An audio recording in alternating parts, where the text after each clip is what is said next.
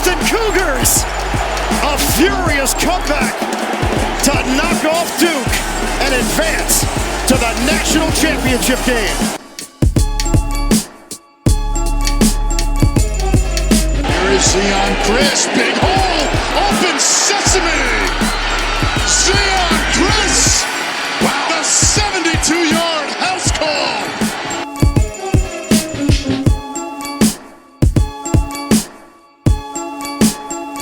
Stick it in your pipe and smoke it, baby. Yes!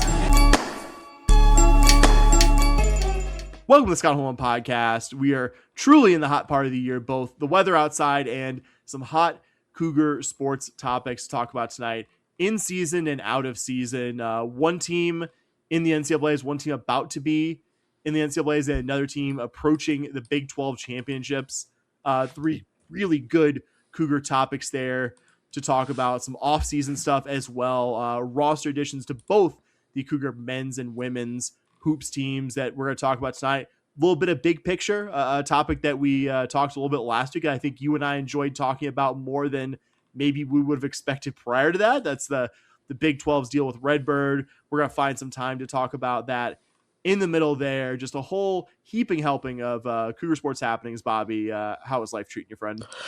Good, buddy. Good. It's been a busy weekend, holiday coming up, which is always a big time for me professionally. So, yeah, looking forward to that. Just trying to get everything situated and doing one of my favorite things to do throughout the week. Something I love putting on my schedule, and I don't like anything even kind of interfering with it. So, really looking forward to talking Cougars with you for the next hour or so.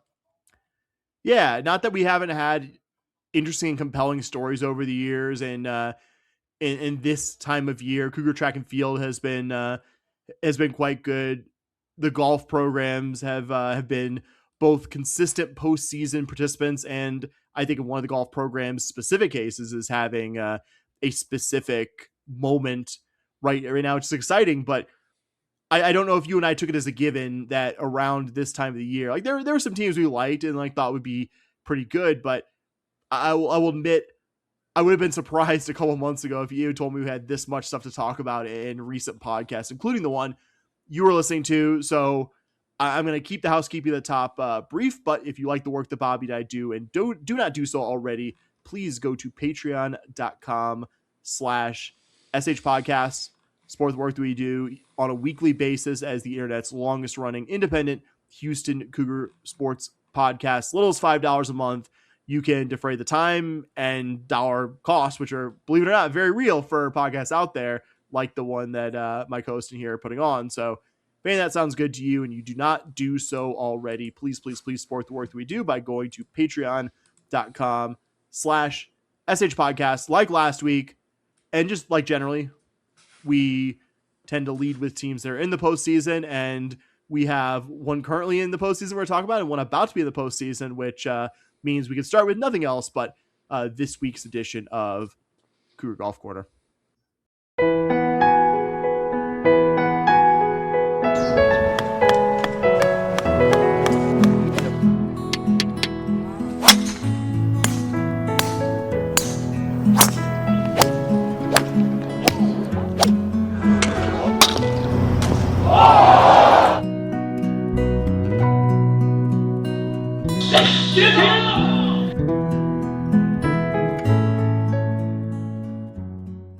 All right, well, welcome to the Cougar Golf Corner. We are currently experiencing some really cool stuff right now. This is being recorded on Tuesday of the second round is just finished, so everything that I'm saying is probably dated by the time I say this, but still need to discuss it. The Cougars right now are 2 in the lead in their regional. You may remember last week I talked about how the top 5 advance. The Cougs right now, the goal is to advance out of regionals. Would I love to win this regional? Of course. That would just be awesome just to say you won the regional. And the Cougs are in contention to do that. But the thing I really want the Cougars to do is advance for the first time ever to the national championship round and tournament in Carlsbad, California. So right now the Cougs currently are 11 strokes into being safe. So they like I said, you're listening to this probably later. It may even be done by the time you listen. But after round 2, you are, like I said, 12 strokes up above the cut to make it to the championship for the first time ever in program history. Your number one, like I texted you and co-host emeritus Dustin earlier, like, it's been an amazing round, but after round 2, your number 1 player, Moa Savinescold, is actually your number 4 player in this tournament so far. She hasn't had the best tournament, but things are going well for you when she is your number 4 and your number 2 and 3 are your 1 and 2. The fact you're able to lead this tournament with that is absolutely amazing. Natalie St. Germain has been near or at the top of the individual leaderboard, and she's currently T3 along with Malin Kim, who had an amazing tournament so far as well. Both are at 7 under, and like I said, are T3. Overall, I'm trying not to get too excited because there's still a day left of this tournament, but I'm hoping for all the good vibes so that I can get on here and do a special about talking about the national championship tournament. Your number 3 player, who you would think is probably your number 4 in the lineup, but Alexis Aldana, you can't do much without, a lot of schools' number 4 players go super high, and then you're kind of going, can we survive that? No, man. Alexis T13 right now. Like, everyone's playing amazing golf. I bought the stream so I could watch it. It's not the greatest coverage, but it's a way to watch it. You watch Natalie St. Germain go against the number 1 player in the country. She's going toe-to-toe with her in the group. So tomorrow is going to be a big day. Today, as you're listening, it's going to be a big day. Heck, just pop on to Spikemark. Just type in Spikemark Golf, and it'll take you to the website. Find the Louisville tournament, and just follow it. Even if you're not I couldn't confirm. May or may not have at work typed in Louisville Golf Regional Spikemark, and that got me first result. As much as Google has become less reliable these days at delivering you the right place, that has gotten me to where I needed to go each and every time to follow the Coogs. And we'll just say, if we're not the first time on here, if you just have a fundamental idea of what golf is, the spike mark thing is great for allowing you to see, okay, this is where the Cougs are. This is what holes they're on. Generally, if it says F, that means everyone is done. All that fun stuff. Sorry, didn't mean to cut into golf corner here. No. That is absolutely, like, I would encourage you to just follow along. Like I said, if you're not going to go to Grand Golf and buy the stream, which honestly, I probably wouldn't recommend you do it anyways. It hasn't been the best. But it's also the first golf's time also a hard thing to stream to, it's so spread out, Yeah, it requires so many cameras, all these different things, so many people, but they're doing good. I feel like I got my $30 worth just to watch, right? And that's, we talked about Patreon. That's like what we do with the money. Like, a lot of times it's paying for us to go to a U of H game and just check things out. So just getting my hotel in Orange, California, so I can go watch Cougar tennis in January. Exactly. Like, that's 95% of what we do with the money. and the other 5 is like pay for our hosting. Yep. But that's the women's golf. I like I said, I'm not going too deep because by the time you're listening to me talk about it, there's a good chance it's done and you know what happened. But follow our social. We'll be on there. We'll be updating from there. And then I don't want to guarantee it, but there's a pretty good chance that if they advance, I will come in here. I will do an episode on your feed, just kind of celebrating right there. So just be aware, be on the lookout for that. I'm not trying to skimp the women's golf team. Anyone who listens to this podcast knows I'm not trying to do that, but we're in the middle of the tournament and it's just weird timing for us. Yeah, I think it's not jinxing the team or overstating it to say that U of H has never been in a better position to punch its ticket as a team to the NCAA championship, which Cougars individually have gone there before. Leonie Harm was the first one. She qualified individually. Mo went last year, I think. Yeah, Mo, I was getting to Mo. Mo went last year. She's the most recent. And then between them, Karen Fredgard, early 2020s golfing extraordinaire, who I believe after that season decided to go play on the European Ladies Tour. I believe so. That does sound right. So you do have a little history there, but yeah, like you said, this would be a historic thing. And I think incredible in about a decade of existence as a varsity intercollegiate program to go from not existing around the time we started doing this podcast. I think they might have started competing individually the season before we started doing this show to in the NCAA championship with some close calls. Like I think the most painful one, 2021, Garrett Chadwell's last year, when you're nodding your head because you remember, Bob, even though it was before you came on, that LSU, I think it was the varsity club, like they kept having rain issues and they're just like, we're just going to have the top teams advance. Sorry.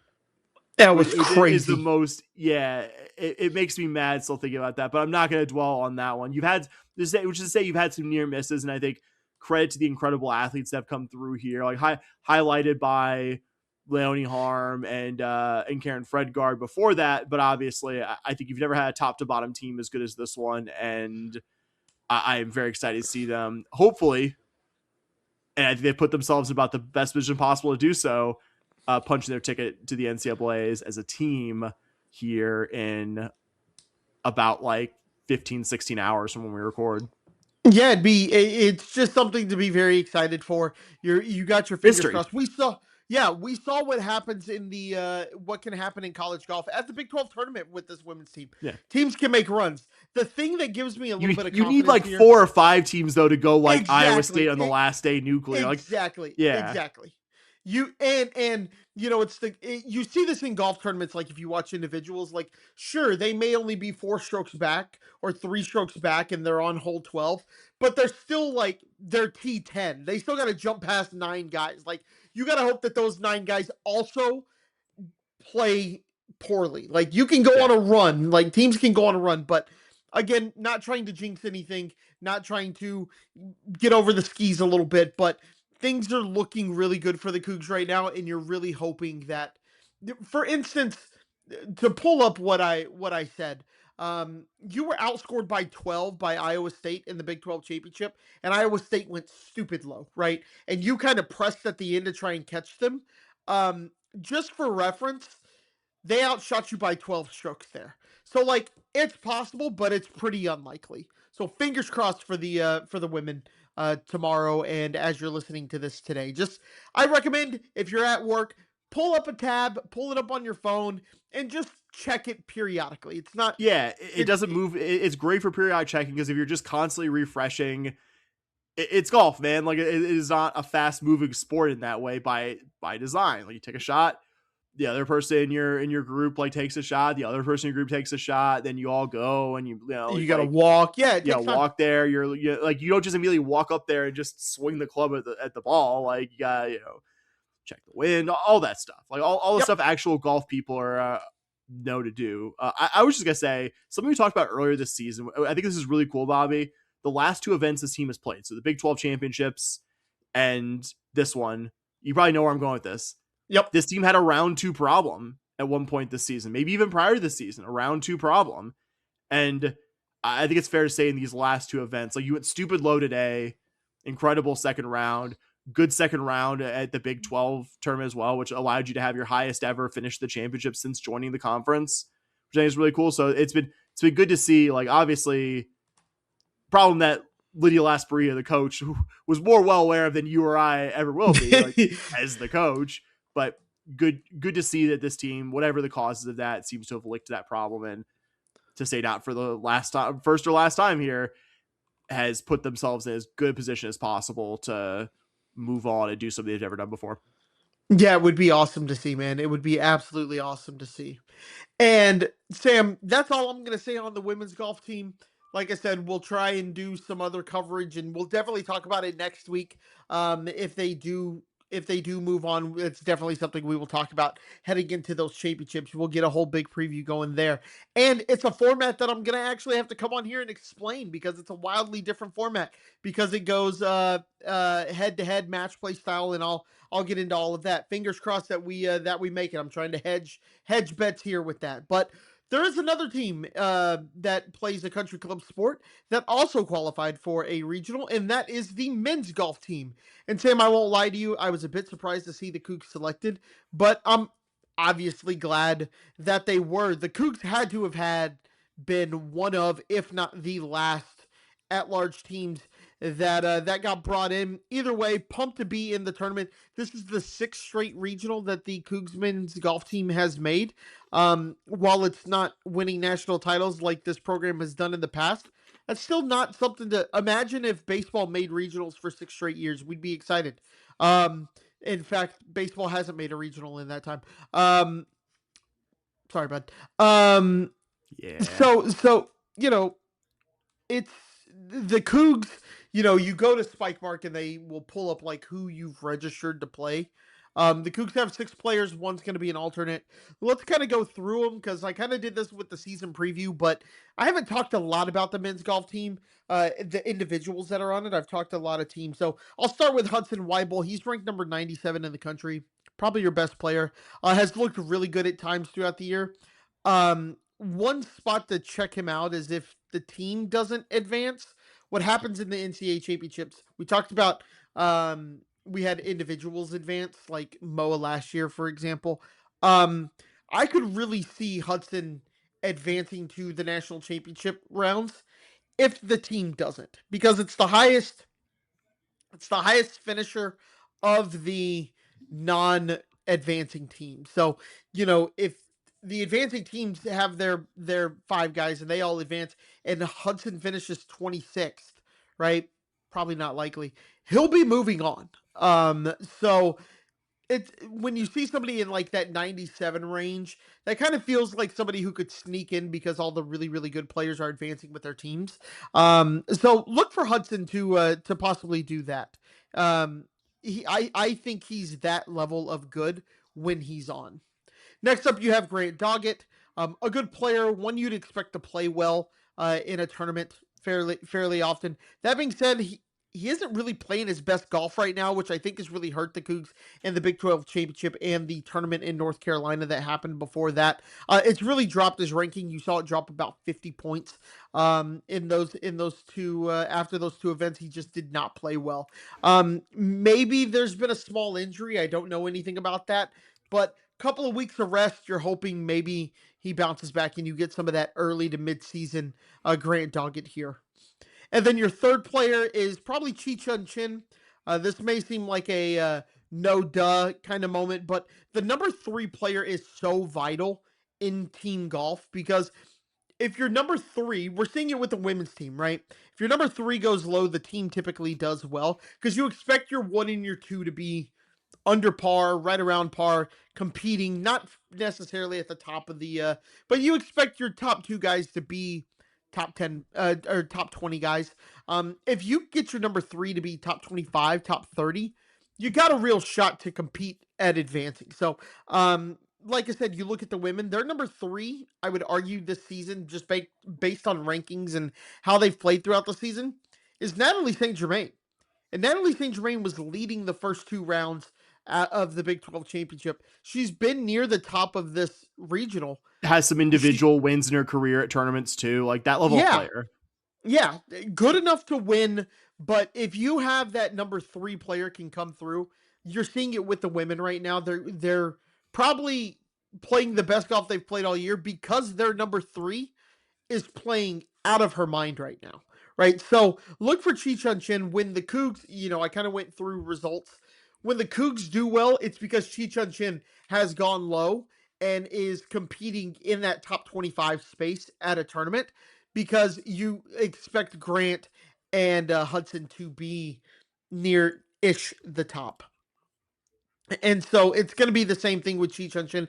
And then the 4th spot is going to kind of be who plays better. Like, I know that sounds crazy, but these 2 players are pretty close to each other. And who's the score that they take, it's going to come down to who shot better that day. And that's going to be Huan Yi Chin and Bryant Hiskey. Both are close, like I said. Hiskey feels like the guy with more risk-reward to his game. He can go really low, but you've also seen him go like 20 over. So it's going to be, does he go low, right? What is that risk-reward? Both guys are going to end up playing, I believe, but it's just, I can't tell you who's going to be the 4th score taken because these 2 guys feel so similar to one another. Does that make sense? Yeah. And then just some background on the regional, just in general. You are headed to the Winston Salem regional, which is hosted by Sam. What college is in Winston Salem, North Wake Carolina? Forest, right? Wake Forest is hosting it. You nailed it, buddy. Yes. Your number 1 seed is number 3 in the country, Virginia. Sam, listen to the rankings of their top 4 players. Remember, I told you what our number 1 player, Hudson Weibel. I know, by the way, generally, Virginia is a beast in the country club sports, like very good in the women's ones. At one time, they had probably the best young player in the world right now, this Brazilian guy, Joao Fonseca. He was committed to them before wisely deciding to play pro tennis, and they've been good on the men's side too. So it does not surprise me that they're also very good at men's golf. Yeah, their top 4 players have a ranking of number 3 in the country. Their number 2 is 12th in the country. Their number 3 is 38th, and their 4th is 78th. Seems good. All 4 are better than higher than the best Coog. It's pretty crazy to kind of think about. Just a quick overview of the teams that are playing. I didn't include the individuals. If you win your conference tournament, but your team doesn't advance, they still send you here to a regional, which is kind of something cool golf does. You are playing Richmond, ALR, Arkansas, Little Rock. You have Ole Miss. You have Presbyterian. You have Mississippi State. You have Wake Forest. You have Kentucky, you have Pepperdine, North Carolina State, Virginia, Navy, USC, and Georgia Tech. Now, you have played some of these teams in the season. You played Ole Miss, where you took a loss to them. You did play Wake Forest, and Wake Forest you did beat this year in a tournament. You played Pepperdine twice. You split with them. You beat them in one tournament. You lost in another tournament. USC is another team that you have competed against, and you did beat them. And then Georgia Tech, you took a loss against earlier in the season. So, again, you're one of the final teams in. You're the 11th seed in this region. You're not favored to advance. It's great experience for anybody young on the team. If the Cougs pull it off, I will be ecstatic. But, Sam, I'm being honest with you, buddy. I don't expect it to happen. Yeah, I don't think that's unfair given where this team is seated and just given what we've seen from them generally over this men's golf season. I want to shout out Hudson Weibel too, also second team All Big 12 honors. They just announced that this week.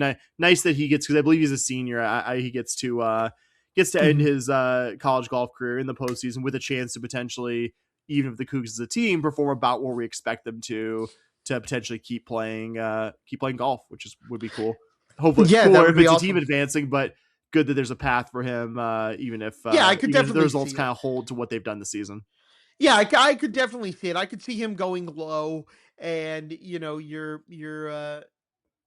end up with, not to call out this guy, but Brian Hiskey has one of those risk reward rounds where he goes out and shoots a 9 over, and your team isn't going to advance. I could see Hudson being able to go low enough to advance. Yeah, like you said, it's still so good that even in a down year relative to the recent standards of this program, that this is still a postseason level team. Yep, it was narrow margins. Maybe the fact that you didn't finish DFL at Big 12 championships, that you had made the difference. You had a good final round after just a absolutely awful first 2 days. I think also speaks good to the guys too, that they didn't just go out there and go through the motions on the final 18 holes at the Big 12 championships. That maybe the fact that you didn't finish DFL is why you got in the postseason in the first place. Absolutely. And I know I sounded, if you followed me on social media, I sounded pretty negative, but I'm excited that they advanced, and looking forward to watching and following it over the tournament. I didn't mention this. I don't know how I missed this, Sam. It is May 18th through the 20th. So it'll be next week. Yeah, next Monday through Wednesday, right? Yep. The 3 rounds. I believe so. Yeah. Yeah, yep. week after the women's schedule here. So we'll go to the off-season sports. Since we last recorded, in one case, actually, while we recorded our last podcast, both the Cougar men's and women's basketball teams made notable roster additions that we will now talk about here. The men added Tyus Thomas, the younger brother of likely this year starting Cougar point guard Dedan Thomas. and also the women added Spanish international Marta Llompart. We'll talk about Thomas first. The younger Thomas is a bit undersized, listed at 5'10", out of Liberty High School in Henderson here in the Las Vegas Valley. Had some injury problems over his prep career, but plenty of high school accomplishments. He was this season's Nevada Class 5A co-MVP, averaged a bit under 15 points per game as Liberty High's point guard, was the part of the Class 5A state runners-up as well. He lost to fellow Henderson High School Coronado in the Class 5A state championships. Was the 247 Sports top boys high school basketball player in Nevada, high 3-star recruit, had college interest from Creighton, UNLV, LSU, his brother's last program, and others. Kind of like I said when we did the live react to his commitment last week, a multi-year development guy, but also a guy who very much fits the general recruiting profile of other guards who have come to this program and by their second or third year in college become real ass kickers. So that's why I'm excited, Bobby. Not overly invest anything immediately from him because you have a pretty veteran team in front of him, including his brother, but a guy I think is worth being excited about in the long term. Yeah, like you said, a real red shirt kind of future kind of guy. Coach was actually, or he mentioned Tyus' toughness. And one thing people may not realize is we think about like the guys who are going to start and come off the bench, but you need a lot of those guys that are going to redshirt and guys that aren't playing and run scout team and are future development guys, not just because you need your program to be healthy, but that's who they go against in practice. That's who your starters go against in practice. And getting somebody who's tough, who can replicate a lot of things, is super beneficial to your team and getting them ready for those big tough games. So while he may be a multi-year developmental guy, the fact that he's tough, that he's going to die for things, he's going to be able to replicate what Iowa State does, what Texas Tech is going to do in terms of toughness and getting in your face and things like that. One thing that I kind of noticed was, and this is probably something that Coach Jameson noticed as well, 3.9 rebounds per game in high school as a guard. You'll take that all day, every day, and I'm sure that's something that absolutely caught Coach Jameson's eye as well. A little undersized, but that's kind of been Coach Jameson's MO. He doesn't, if you're a little undersized, Sampson, it doesn't seem to bother Coach Jameson much if you're undersized, if you have that dog in you. And everything that Coach has said is that he sees that dog in Tyus Thomas. So really looking forward to seeing him as a Cougar in probably 2 years from now. Yeah, I think you mentioned his commitment announcement that he's going to redshirt this coming season, but I think we're both really excited. Even as Sampson's program has brought in higher rated guards in a recent season, that you could see the younger Thomas developing into one of those multi-year guys that we've seen come to the program. Clearly some good point guard genes there with him and his older brother as well. His dad was a big UNLV player here in the 90s. We also had a point guard join the women's program since we last recorded, as Marta Llompart from Spain committed to the Coogs last week. Llampart's originally from Mallorca, the home of Rafa Nadal, big vacation destination, this really beautiful island off the coast of Spain, but played most recently as part of the youth setup for the Valencia basketball club and represented the Spanish national team at multiple youth levels, including the U16 team a couple of years ago at the FIBA competitions in 2024. I like that she's been exposed to a high level of basketball and has been part of her professional setup like she's been part of it at Valencia. Not sure if she's your day one starting point guard, but I believe she's being brought in to be one of your long-term answers at arguably the most critical position on the court, which is it's exciting. And that was something I mentioned specifically. I'm not saying, oh, you brought in Marta Llompart to be your game one star necessarily. There's going to be some acclimation to the college game, even coming from a professional setup, but I think she's a good long-term answer at that critical position. Yeah, like you said, I don't know if she necessarily is a day one starter coming in, but you definitely can see, since she has played professional overseas, that she could come in. She's played in big tournaments, she's played in big moments, she's played in front of big crowds. I've found some like TikTok highlights, which was kind of weird, but she's played in front of large crowds. She has had to make clutch plays, and that's something you saw. Heck, the men's team lost to a team like that in the Sweet 16 this year. Not necessarily saying it's the exact same because those guys are a little bit older, but the fact you bring in an 18-year-old who has experience in big games like that and knows what it takes to be a professional, even overseas, is a major win, and will probably come in with a little bit more maturity than you would expect from a high school point guard or anything like that. This isn't going to get better, Bobby, but it aged me. I looked at her FIBA profile and saw a 2008 birthday. Like Yeah, Marta that was- Llompart is younger than our friendship, pal. And again, this is not going to get any better. Like that's how time works. Yeah, that one hurts. That one hurts when you put it like that. That one really, because I was like, oh yeah, that's a year after I graduated high school, and I'm like, that doesn't hurt as much. She's younger than our friendship. That one, I don't know why. I just thought of it now. I did not have that in my notes. Yeah, no, that hurts though, buddy. Oof, yeah. And I like to joke with you and Bill because you guys are like almost a year older than me. I don't think it's quite graduated a year, the year before you in high school. Yeah, so I like to give y'all grief that y'all are old guys, and I'm a nice young whippersnapper. And yeah, man, that one's tough to. I can't pawn that one off on you guys anymore. Dang it. Still not the oldest host emeritus or full-time. Sorry, Dustin. We'll say bigger picture here. Right now, both the men's and women's teams have 13 players projected to be on their roster. And I could really see both programs sticking at 13. Possibly you add another player, although we're starting to run out of runway because next month, both of these teams' players will be reporting for summer stuff, summer school, and the beginning of the offseason program. And I think if nothing else, barring a major surprise, we have a good idea of what the stars and rotation players will look like for both Cougar basketball teams. And don't believe we're being homers when we say that both of these teams look to be pretty exciting groups for the seasons to come. Obviously, expectations are different, at least for the coming season from each program. But I think this is a men's team that you don't have to squint too hard at to see them contending among the better Big 12 programs like you have been. For the women, certainly a roster capable of being more competitive than the first few teams that you've had playing this conference. And that's got to be really exciting. Yeah, I think I've said in the past, I don't necessarily think women's basketball is going to go out and compete for the Big 12 title or anything like that next year.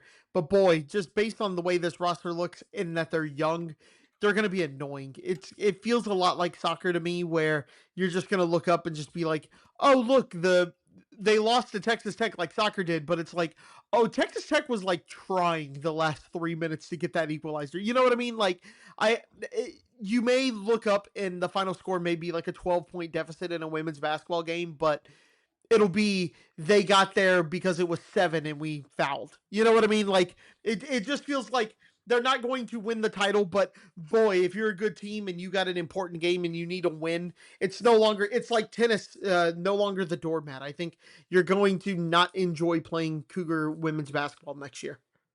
Yeah, and you saw it very occasionally this past season. I don't think you had the horses really to do it with any consistency, but yeah, fully agree. I think this is going to be a pain in the ass team to deal with. And then maybe the season after, a team where, knock on wood, we start talking about, hey, like, could this team play their way into the bubble? Like, I think that is genuinely the ceiling for like what you have in this roster.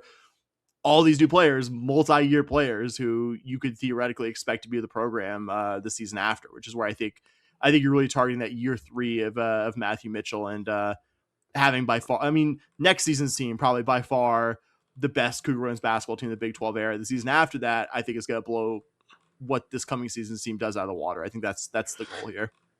Yeah, what a novel idea, the third year of a coach being here, that you have high expectations for what this team could do. Yeah, right. So we'll briefly check back in with the Big 12 RedBird Capital story that Bobby and I dug in on in our last podcast. I didn't have a ton new to add here, but figured with the total volume of Cougar stuff to talk about a bit lighter than it usually is earlier in the college athletics season calendar, that we check back in on it as it's kind of a developing story that is specifically, like we talked about last week, but give it at least a brief explanation. The Big 12 and RedBird Capital partnering on an opt-in deal that schools could take where they would get $30 million, but would have to pay it back at an unspecified double-digit interest rate. Bobby and I's opinions haven't changed here, nor have we gotten any more details publicly available about the deal. But the major development is that since we recorded the initial segment, no Big 12 school has actually taken RedBird up on their offer publicly. We knew going into last week's segment that U of H and UCF, I would say two of the most likely, if not the two most likely candidates of schools in the conference that would consider the deal, said publicly they would not be doing that. Subsequently found out that Cincy, BYU, Arizona, Iowa State, probably others who I'm not remembering specifically here, also would not be taking the deal.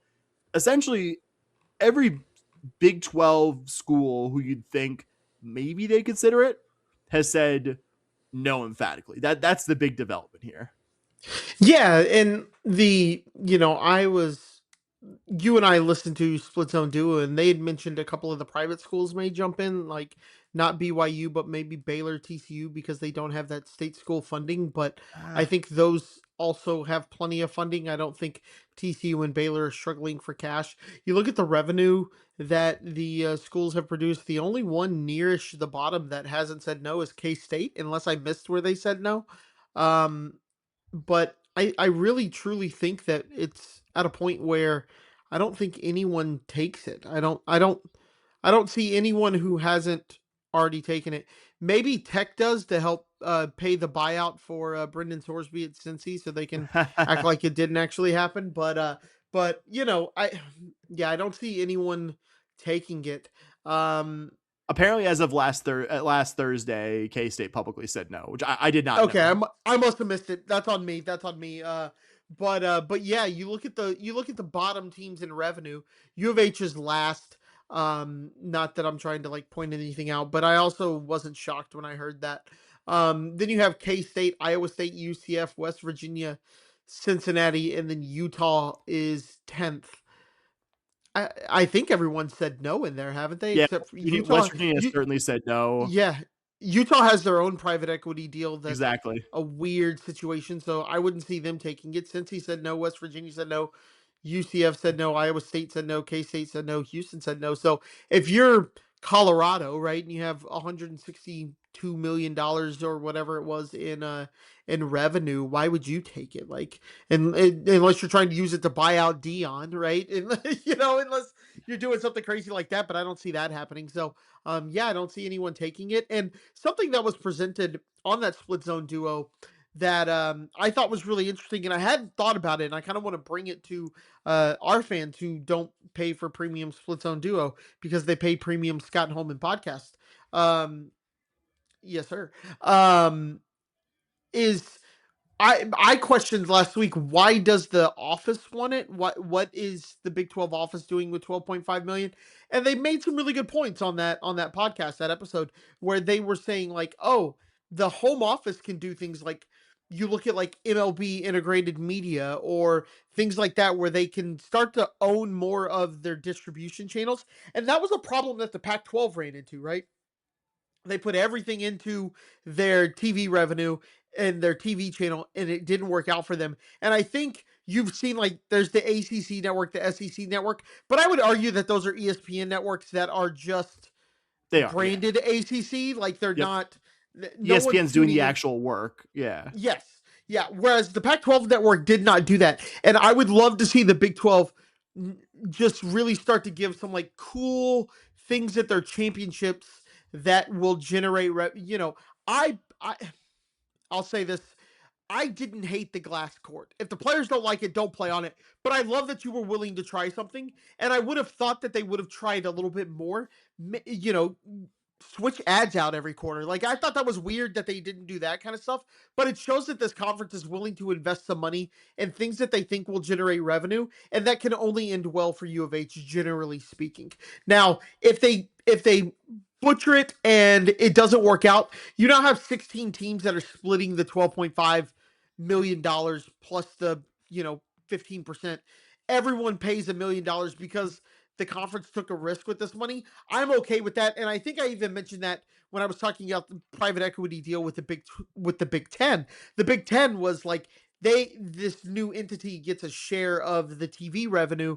Everyone splits the cost of that. I'm okay with the conference doing some things like MLB integrated media or some cool stuff that the NBA does with some of their graphics and things like that. Like, I'm A-okay with that. Yeah, and it's like $1 million per team, and it's not like Brett Yormark's gonna be emailing Eddie Nunez I need asking the for $1 money million now. I need the check. money It's now. like $1 million per team split over a long period of time, which even for your more revenue challenged Big 12 programs, it's not gonna do anything that really affects the bottom line. I think it all comes back to a question that I don't know if we'll ever get a clear answer to. Who is this deal's target audience? Was it just like a thing to do for Red? Like once you got the 12.5 million, Redbird's like, hey, can you see if your members would be interested in doing this with us? And just because you wanted to make nice with them, you're like, yeah, sure. If they're good with it, and they're like, yeah, we're okay doing this opt-in. I guess I could see that. But did if U of H and UCF were very publicly like, no, we're not interested in this, like, and that's kind of the target school to be going to, yeah. Yeah, the only thing I can think of is, like you said, they made the deal with the home office, and Redbird has a lot of connections with like TNT and the new. So I actually don't mind him, Yormark talking to them, being like, "All right, let's make a deal. Let's get on some friendly terms." And because that's how the Big 12 survived and the Pac 12 didn't. The Big Yep. 12 cut in line for TV deal. Big 12 said, "No, we're doing our TV deal now. We'll even take a little bit less to guarantee it. We'll bring in these schools." And the Pac-12 was like, "No, we're holding out for every dollar. We're waiting till Yeah. the last minute," and Worked it out killed great them. for them. Yeah, I love the fact that Yormark said, "You know what, 12 point," and it kind of feels like the loan to the home office is almost a little bit like a fee that the Big 12 is going to have to pay to get a better TV deal. As crazy as that sounds, so I think it was Yes, yeah. more of a I think it was more of a conference deal, and the conference was like, "Guys, if you want it, we got you some money. You don't have to take it." So I think it was the office made the deal to get the 12.5 to build that TV network conversation, and then, look, guys, if you want it, you can have it. We're just doing a nice thing. It's like when you get like a credit card offer in the mail. It's like, "Hey, you can get it. We're offering you 50,000 miles on American. If you want it, cool. If not, sure, it's a little sharky. It's fine. You don't have to do it, but it's a round trip flight. You can take it." We're not saying anything. Yeah, and there are private equity or private capital, which I guess this technically is, deals out there that are at least interesting enough to be kicked around like this in a discussion format. Last episode, you mentioned the Big Ten deal that never came to be. You mentioned, I think, in passing, where the UC system, the system that manages UC Berkeley, UCLA, UC San Diego, etc., where their pension fund would get a 10% stake in a newly created Big Ten for-profit entity that would have managed its media and sponsorship rights, given all member schools a one-time sliding scale 9-figure payout, with even kind of the Rutgers and Purdue tier getting over 100 million. Didn't end up happening, but unlike this Big 12 RedBird Capital school deal, would have been interesting enough to at least merit discussion, consideration. You mentioned it also in passing. University of Utah's athletic department at the end of last year created a new for-profit company to manage, in their words, quote, the business side of university brand building, and commercialization, unquote, in partnership with Otro Capital.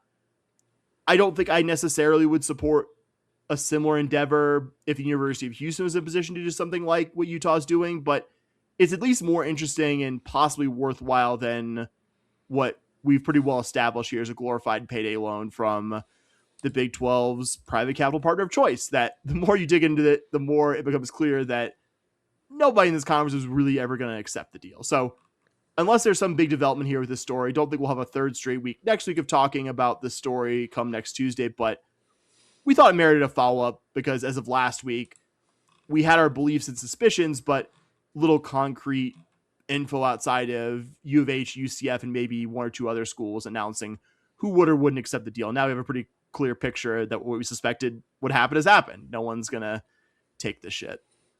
Dude, what if we get shocked and like Colorado does take it? Like, that'd be wild, wouldn't it? I think they're really, with Dion, you alluded to earlier, I think they're just on the, I don't know if you've seen this movie. I know at least a few people listening. I think they're just on the Milton from Office Space plan with him. Yes. They're just kind of one of my favorite movies, by the way. Okay. I wasn't sure. Great movie. One of my all-time personal favorites. They're still paying him and stuff. They haven't moved him to the basement like Milton, but I think they're just kind of waiting on Dion to get sick of this shit and, go back to being an extremely wealthy private citizen.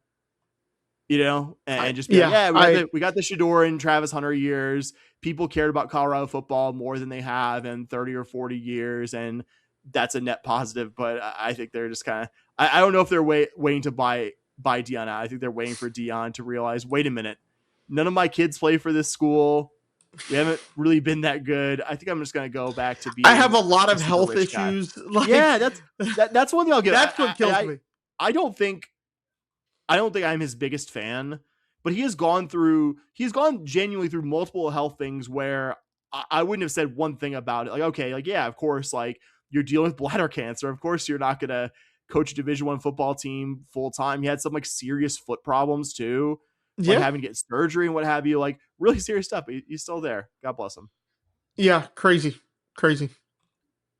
We'll get back to the on-field action, talk some Houston Cougar baseball, which by the standards of this current season had a fairly successful last week, won their home win midweeker over A&M Corpus, and then went on the road and took 2 of 3 in Tucson over the University of Arizona for the weekend series. Both of these opponents are well under 500, both overall and in their conferences, which I think is a pertinent fact for the 3-1 week you just had, but also it wouldn't be something I was nitpicking if U of H had a baseball team that was in or around the tournament bubble right now. That would just be like, taking care of business. My not serious hypothesis, Bobby, as to why Cougar baseball has only won 2 Big 12 series this season in Lubbock and now Tucson is clearly this team thrives in desert environments like the Llano Estacado in Lubbock and the Sonora Desert in Tucson more than the humid coastal climates of the city of Houston. That's got to be the explainer, right? And don't forget, it's a holiday because we won Easter and Mother's Day. So. Oh, that's right. This was I was like, it's Mother's Day weekend. I didn't forget it. Got my mom a really nice gift that may or may not have gotten there a day later than I would have liked, but did remember that. So clearly a holiday. And unfortunately, this team has not played well enough to continue its season to around Memorial Day in all likelihood. So I don't know if we'll be getting that holiday magic striking a third time, buddy. Yeah. Hey, wait a minute. They play next week, don't they? No, they play. Oh no, they don't. I got my dates mixed up. Well, no, we'll get to it. Theoretically, this team could be playing next week, but it is I got my dates. I got my dates mixed up. That's on me. I hand up. I got the foul there. I got the hand up signaling to the ref. I messed up there. That's on me, guys. Coach, don't yell at my teammate. That happened to me. I'm gonna give some unqualified praise though to sophomore starting pitcher Kendall Hoffman. He started the Friday night opener, a 7-4 U of H win, turned in his second straight, I would say, outstanding weekend start. This time he threw 7 innings and allowed 4 earned runs, striking out 6 and only walking 1. 4 earned runs doesn't sound outstanding, but in an environment as offensively friendly as Tucson and High Corbett Field, not just going deep in the game too, qualifies as a great outing. I think pretty satisfying. He got technically the loss the previous weekend to Cincy when he had maybe the best start of his college career. It's kind of the hard luck of being a starting pitcher getting no offensive support. And you also had Ryan Rodriguez tossing an inning and 2/3 of scoreless baseball to close the game. Got his 4th save. Coogs took the series on Saturday in extras. One of the most insane team lines you'll see in the 7-5 win, Bobby. The Cougs out-hit the Wildcats 23-12, but still needed 13 innings to take the Saturday game and take the series. I was only able to watch portions of this one live. I was helping mount a large TV and will admit was struggling with that at times. Cade Clemmy and Riley Jackson hit 400-foot home runs that were absolute no-doubter lasers out of the park. And the climate in that part of the country, as I kind of alluded to earlier, helps. But it's not as if Arizona was hitting home runs that game at a similar clip. They only had 1 on Saturday. Can I read off to you Arizona's starting pitcher's line to you from that Saturday game, Bobby? It's one of the craziest I've seen. Hit me. 6 innings pitched, 10 hits allowed. So giving up almost 2 per inning, 1 walk, 0 batters struck out, 1 earned run. 1 run allowed, period, too. So it wasn't like he gave up, there was a bunch of unearned errors. I mean, that's got to be some of the worst batted ball in play luck that you could have. I mean, it would be a safe assumption, though, not one grounded by actual examples, that you might have did some harebrained sacrificing in there too, because unfortunately we've done a lot of that in recent seasons, but crazy to only get 1 run from that. We'll shout out Richie Roman. You got 3 2/3 innings of scoreless ball from him. Roman's mostly been quite good since coming back from an earlier season injury. Ryan Rodriguez came back out there, through the final 2 1/3 innings of this game to get you the win after Jackson Lima and Trey Broussard put the Cougs ahead for good in the 13th inning of that one. Lost the Sunday finale, ended up being close. Cougs got out of an early 4-0 hole. At one point took a brief lead, but ultimately surrendered runs in the 7th and 8th innings that cost them the game.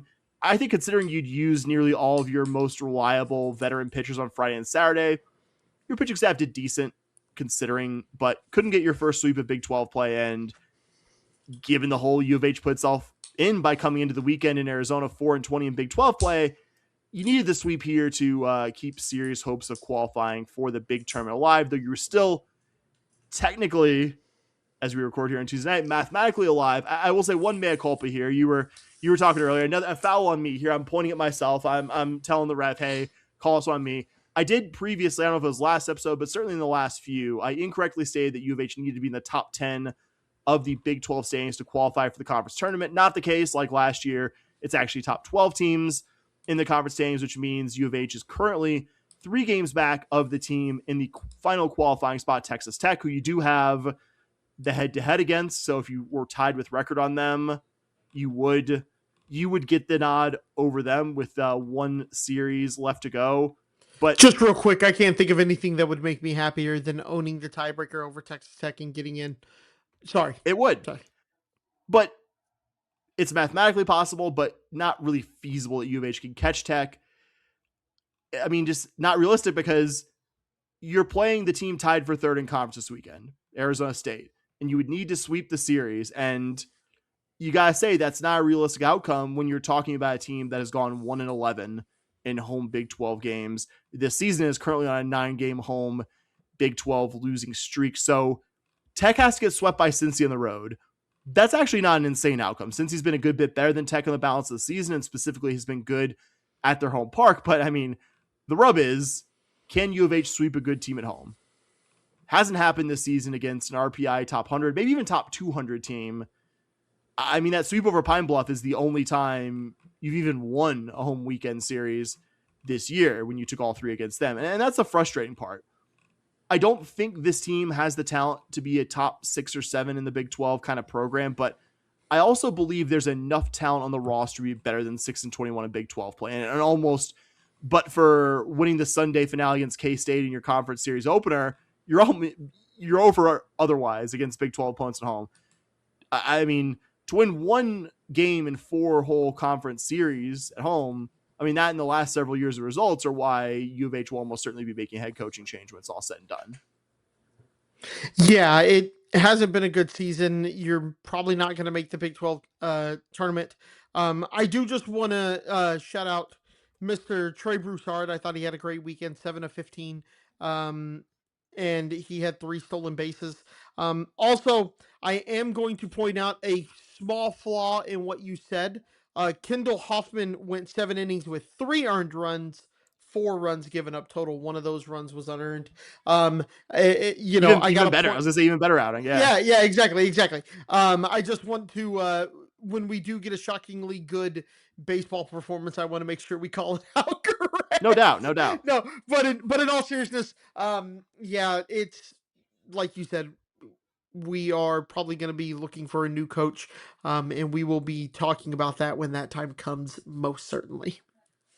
Yeah, that's what's going to make it. I mean, I don't want to assume anything necessarily, but make it even more frustrating when he's an out-of-state kid and there's likely a coaching change here. So good chance that he's playing for their program next year. I could actually see him going to like an ACC or an SEC program, having a breakout junior season, be like, damn. And being like their Saturday guy or their Sunday guy who just goes in, you're like, oh, well. And then he comes in. We had that guy on the roster and we suck. Yeah. And he comes in as like a spot reliever in Omaha and goes like 4 innings and secures the title for a team. Like, you could totally see that happening. I'm not saying it will, but like, that's the kind of player he feels like he could be. We'll shout out Trey Broussard again here. Cougars are currently up 14-3 on Rice. For all the down of this season, Cougars are about to sweep the we've already clinched the Silver Glove series with Rice, but going for the season sweep against a Rice team that they're not NCAA at large good, but probably by the last 5 or 6 years of Rice baseball, probably their best team by a good bit post-COVID. Horrible irony in that you pretty much ran them off the field every time you face them. But unfortunately, the conference games are a bit stickier. Trey Broussard in this one, already 3 for 5 with an RBI and got his 50th career multi-hit game for the Cougars. A pretty impressive mark considering his career will likely be a 2-year one with a future pro career certainly on deck.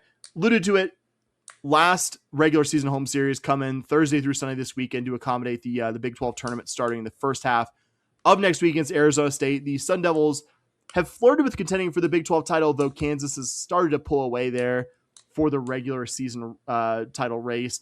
Extremely good hitting team. The Sun Devils as a team are batting .326, and their team OPS on base plus slugging is just under 1,000, which is quite good if that's what your entire group of hitters collectively are doing.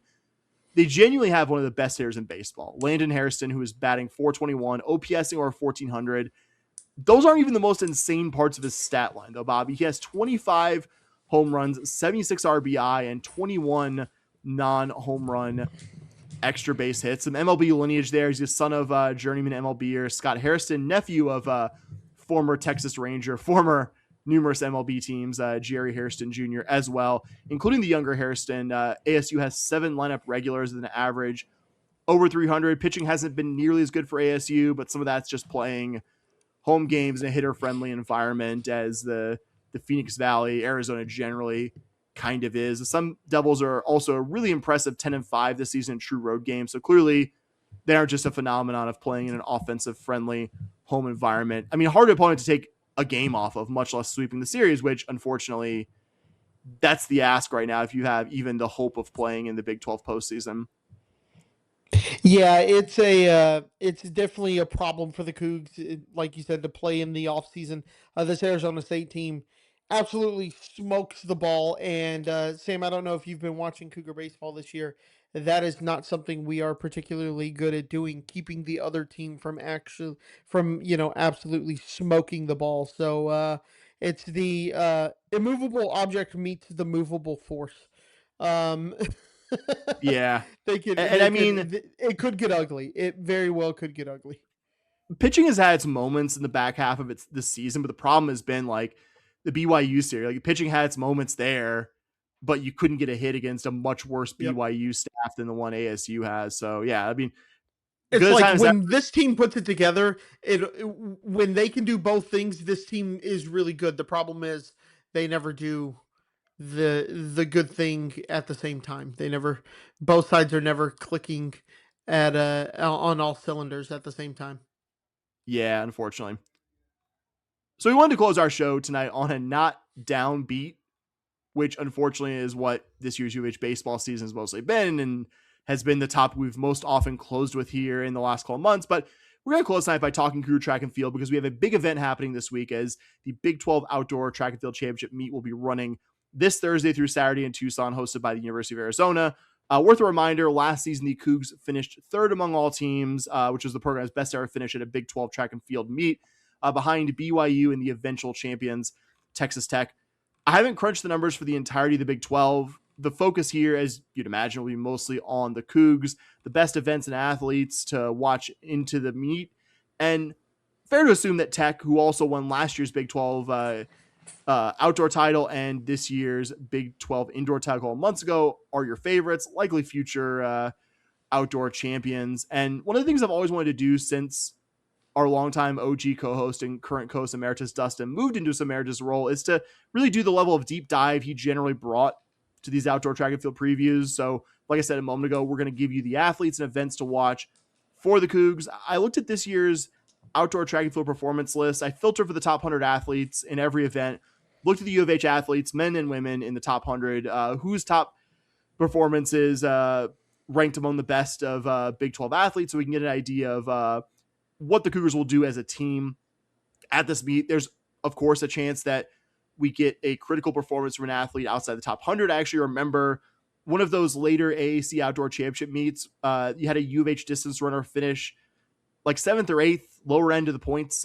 finishing spots, but it was an extremely close championship. I think we clinched it with a 4x1, which was the very last meet or the very last event of that meet. So you could be getting a critical performance there, but for the sake of time, the sake of what is most likely to happen, I did focus on the athletes who have some level of national top 100 performances. So ready to dive into it, Bobby? Let's go, buddy. You sent me the spreadsheet of everything, and I was like, I'm in. Let's go. So, Sam, I'm buckled in. I'm ready for you to preview this the outdoor Big 12 championships. I've been so excited for this for like 2 days ever since you told me you were diving deep into this. I was like, let's go, baby. So I'm buckled in. Let's go, big dog. Let's do it.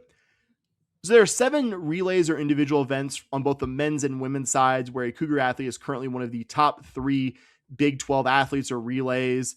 In that event, naturally, those are the ones we'll lead with. And as a subset of that group of 7, there are 3 athletes who come into Big 12 outdoors as the top performer in their respective events. I'll lead with an athlete we talked a fair amount about last episode, freshman sprinting phenom and Ireland national record holder in the 200, Sean Agibobo, who currently has tied for the 4th fastest time in the entire country in the 200, which is the best among all Big 12 athletes. And it's not as if there are a bunch of Big 12 athletes right behind him. I mean, the next best performances are from Arizona's Mason Lawyer and Tech's Shaymar Uder, who have currently the 30th and 37th best performances in the country, respectively. So fair to say Sean is a big favorite to be staying on the top of the podium in the 200. And your other current top Big 12 performers come from the throw squad. CJ Wokeji currently has the 7th best performance in the country this season in the men's shot put. His most serious competition is likely to come from Arizona's Tyler Michelini. He currently has the 20th best performance in the shot put in the country this season currently. And Ty Lott, your third, who has the 28th best performance in the men's hammer throw, like Wokeji, recently broke the U of H program record in the regular season finale meet, the Cameron Burrell Memorial Invitational meet in Houston. His most serious competition is going to come from either Cincy's Ori Williams, who has tied for the 36th best performance in the country, and K-State's Gary Moore Jr. Was the 47th. And some of this is event specific. Like I was noticing and doing the research, Bobby, the Big 12 is absolutely stacked in some events. I was looking at the triple jump, for example. Big 12 had like 4 of the top 7 performances in the entire country or something insane like that. But I think considering that all 3 of the athletes I've just mentioned here, Lott, Wokeji, and Agibobo, I've talked about them a fair amount, and they put up their best performances at the tail end of the regular season. I think the fact they're clearly all performing at a high level at this point, I think that makes them decent shouts to repeat that performance at Big 12 outdoors. The throwing events could be a bit more volatile. Unlike sprints, you don't have a prelim event. I mean, once you have the event, that's it. But Wokeji and Lott have been very consistent performances outdoor season. Wouldn't be shocked to see all 3 of those guys ultimately winning their event come time for Big 12 outdoors. Coog should also be a contender to win an event that we've talked about probably more than any event over the life of this podcast, the men's 4x100 relay. Currently, the Cougs have the 2nd best performance in the Big 12 in the event. Tech currently has the 5th best in the country. The Cougs' best performance is 8th nationally from the Texas relays in early April. Still like the Cougs here because Tech's top performance came very early in the outdoor season at their Masked Rider Invitational event in late March, but Tech's a very good sprinting program, so I would not be that surprised if ultimately they win this thing. But I do like the Cougs because they have multiple performances that are good for top 11 in the country, and I suspect the relay we'll see in Tucson is the group that currently has the 11th best time in the country with Sean Agibobo, who wasn't on that Texas relays group, running with the other 3 athletes who are part of both top 11 relays, Inchliff, Mulholland, and Charlton. The only team with a 4x1 relay besides U of H or Tech with a top 50 time this season is Arizona. So I think it's pretty safe to say that that's the trio we're going to see on the top of the podium, or certainly we're going to see Tech and U of H in the top 2 spots in some order. Going back to the throw squad, though, on the women's side, we have Cleo Ajapong, an athlete who we've talked about a fair amount this year, going back to indoor season. She currently has the 2nd best performance among Big 12 athletes in the women's shot put, currently tied for 30th among all athletes in the country. And this is an interesting event because while Ajapong, as I just mentioned, is the 2nd best performer among conference athletes, it's by about the narrowest margin we'll see. Tech's Amori Pearson is just ahead of her. I mean, literally 1 spot ahead of her in the NCAA West qualifying list. Her best throw was only 2.5 inches better than Ajapong's best this season. And this wasn't an early season outlier performance. Ajapong has been very consistent. Her top performance came in mid-April in the latter stages of the season. She did her season best at the Tom Tellez Invitational at U of H. But I will say there are a number of athletes right behind Ashapong and Pearson on the season performance list. You have a pair of Arizona athletes, Tapinesa Havea and Hayden Bambola, who are also contenders to win this event. So pretty wide open. And that's going to be a very interesting event finals. Ashapong is pretty safely where she needs to be to qualify for NCAA West prelims after Big 12 Outdoors, but I'm sure she'll still want to have a season best kind of performance this week. Also on the field side, another athlete we've talked about a bunch this year and previous seasons, Andrea Mita Jr. Currently has the second best performance among all Big 12 athletes.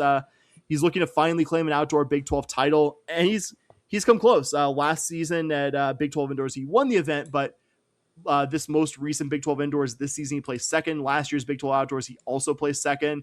And for the second season in a row at Outdoors, his top competition is going to be Tech's BJ Jennings, as I just mentioned, last season's Big 12 men's high jump title winner, and currently the guy leading the conference with the seventh best performance in the country from last month's Mount Sac relays. This meet's also going to mark the return of an athlete we know very well here, Louis Inchliff, his return to Big 12 competition. If you remember, he actually finished second his last time Big 12 Outdoors in the 100 meet finals. Did it, I think, understandably to program sprinting legend and fellow 2024 Olympian Sean Maswanyani before later that season winning the 100 meter national title at NCAA Outdoors in Eugene, Oregon. He hasn't yet put up a vintage performance in the event this season, but still has the third best performance among Big 12 athletes in the 100. His best performance at Penn Relays a few weeks ago puts him at tied for 37th nationally, still well above the cut line for West prelims. After this event, his top competition will be Kamarly Stewart from Tech, who currently has tied for the 31st best time nationally, and Arizona's Mason Lawyer, also contender in the 200, who has tied for the 26th best. I mean, just looking at those performances, nobody's way better than Louis, so he could absolutely have a great weekend in Tucson and finally be standing on the top step of the podium in this event at Big 12s. I think that's going to be a pretty wide open, exciting one as well. The only remaining Cougar athlete coming into this meet among that group of 7 top 3 performers who I have not mentioned already is freshman Shiana Hall, who has the 15th best performance nationally in the women's triple jump from the Michael Johnson Invitational at Baylor last month. In her first conference competition early this season at Big 12 Indoor, she finished 9th in the triple jump. I think Hall's the biggest wild card because most of her other triple jump performances this season were good, but closer to like top 50s, top 60s nationally than where she is right now among the best in the country or discipline. And that, by the way, that's still very strong for a freshman. Like she's still an athlete worth being excited about. And the favorite in this event has to be K-State's Daniela Wamakpego. She has the second best performance in the country this season, is the defending NCAA indoor triple jump champion from earlier this season, along with Tech's Tamaya Washington, who currently has tied for the 7th best performance and was third behind Wamakpego at this year's NCAA indoors a couple months ago. I also want to mention some athletes who aren't top 3 in their respective events, but are definitely worth keeping an eye on.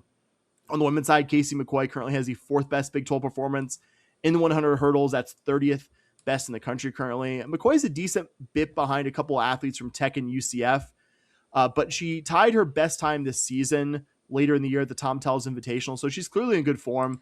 Also in the hurdles, on the men's side, Anthony Trucks has the 4th best Big 12 performance in the 110 hurdles, puts him tied for 25th nationally. I don't know if Trucks can top Arizona's John Paredes. He currently has the 8th fastest time nationally, but he's a veteran enough athlete. I could see him slightly overperforming where he's placed among Big 12 athletes right now and get on the podium. And I'm also going to be curious how the coaching staff and Carl Lewis manage Sean Aibobo's workload at Big 12 Outdoors, because, as I mentioned a bit ago, he's the favorite in the men's 200 meter. I expect he's going to be running with a 4x1 relay, but he also has the 5th fastest time among Big 12 athletes in the men's 100 as well. So I'm curious if we see him do all 3 events there, the 100, 200, and the 4x1 relay. I generally expect a lot of U of H athletes competing in the 100, 200. The Cougs have 5 athletes with top 100 national times. In the 200, 4 in the 100, not surprising. Very good sprinting program here. We'll also mention Dakari Charlton and Jaden Reeves-Lyle. They have the 5th and 6th best times, respectively, among Big 12 athletes in the men's 200. So guys to watch potentially qualifying for the finals, along with Aibobo. Future hunting guide, Kanan Wari, shout out for that little factoid, Bobby. Has had a breakout outdoor season in the discus. He has the 5th best performance among all Big 12 athletes, and also in the throw squad on the women's side, Zeta Houth and Terea Reed could be in the lower end of the point scoring places in the hammer throw and discus throw, respectively. They are both 8th in their respective disciplines among all Big 12 athletes. Cougs also have the 5th and 7th best times among the Big 12 programs, respectively, in the men's and women's 4x4 relay. So you could be picking up some valuable team points there. Yeah, super excited when it comes to just the relays. Is kind of when I was doing the little preview, I saw you were going to do something, but I wanted to add some of my own thoughts. The relays, like you said, super exciting to see how good they've done nationally, kind of stacking them up against the national times, and how they're comparing in the Big 12 is just all really exciting. The field events, I find those a little bit, maybe they're not as exciting as the sprints are, the immediate, but I do like watching field events because watching people just throw things as far as they can is kind of fun. Yeah, pole vault's a really exciting one as well. The jumps are really exciting as well. I remember that one from when Dustin and I went to NCAA Outdoors in Austin. I did a big picture team look as well here. Looking at the men, assuming the Cougars don't split points, which in the field events, ties, half points sometimes happen, purely based on where athletes currently rank among conference competition and the existing point system. The men, based on that projection, will get 80 points, which would have put the team in last year's Big 12 Outdoors at 4th among all competitors, and a league as stacked as this one, I think would still represent a good performance.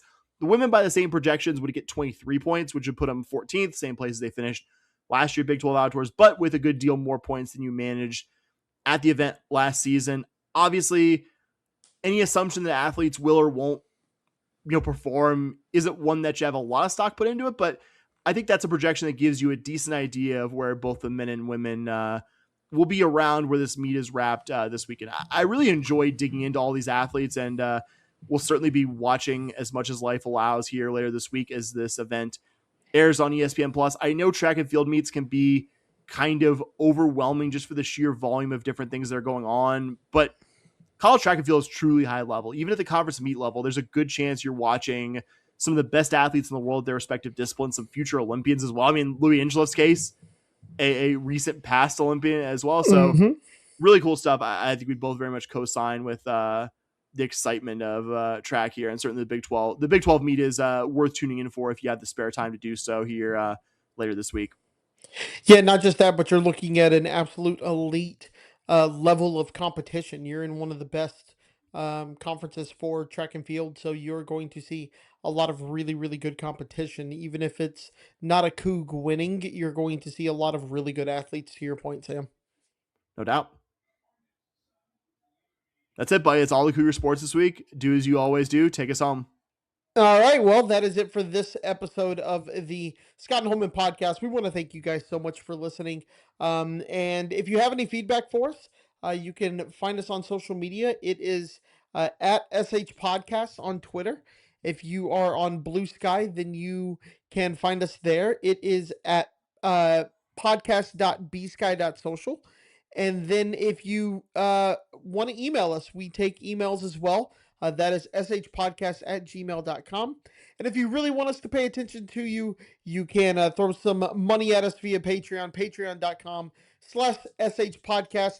For anyone who is new, podcast is spelled PAWDCAST. So that is Scott and Holman Podcast. Sam, it could be anyone's first time listening, so I just want to make sure they catch that. Like I said earlier, your Patreon money doesn't go to pay for Sam and I to just go out and live our lives. We don't make that much money off Patreon. It really does help us support the Cougs, just like everyone else. Like I said, to give better coverage of the championships, the NCAA championships, the regional for golf.